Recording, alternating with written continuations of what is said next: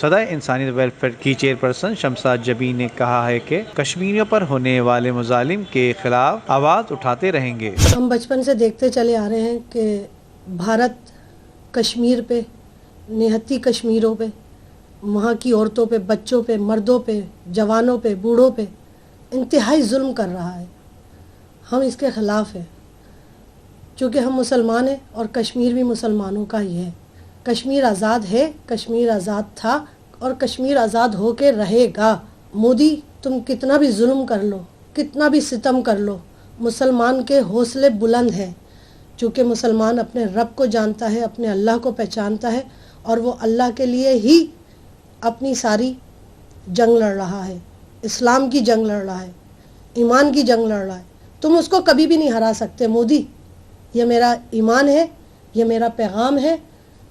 ان کے جذبے، ان کے حوصلے بلند تھے، ہیں اور رہیں گے۔ جب تم 35 سال میں اس کو نہیں ہرا سکے تو اب کیا ہراؤ گے؟ اور تمہارے دن اب پورے ہو چکے ہیں مودی۔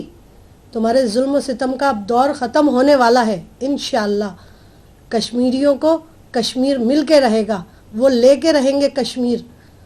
تمہارے ظلم کے آگے اپنے حوصلے وہ بلند ان کے تھے، ہیں اور رہیں گے، کبھی بھی پشت نہیں ہوں گے ان کے حوصلے، ان کے حوصلے بلند رہیں گے۔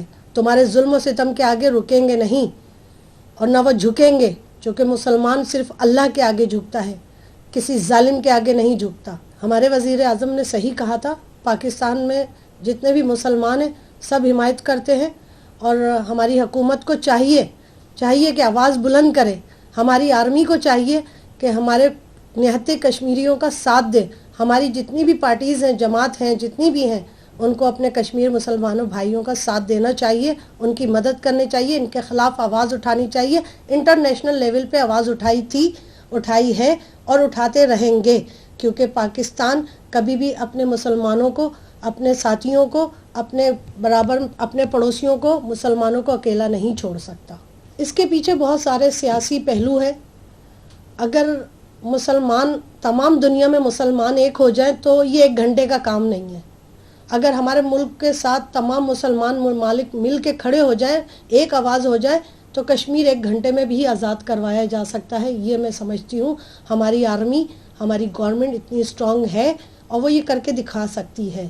لیکن کچھ مجبوریاں گورنمنٹ کی بھی ہیں، کچھ مجبوریاں ہماری آرمی کی بھی ہیں، جو ابھی تک کشمیر آزاد نہیں ہو سکا، چونکہ انٹرنیشنل دباؤ ہے ہمارے ملک پہ۔ شاید اس وجہ سے پاکستان کو ابھی بہت کچھ فیس کرنا ہے اور کر رہا ہے۔ بہت نازک دور سے ہمارا پاکستان گزر رہا ہے۔ انشاءاللہ کشمیر بنے گا پاکستان۔ ان کا کہنا ہے کہ کشمیر کل بھی آزاد تھا اور آج بھی آزاد ہے۔ کشمیر کی آزادی کے لیے ہم تمام لوگوں کو ایک ہونا پڑے گا۔ Amjad Iqbal, M7 city news, Karachi.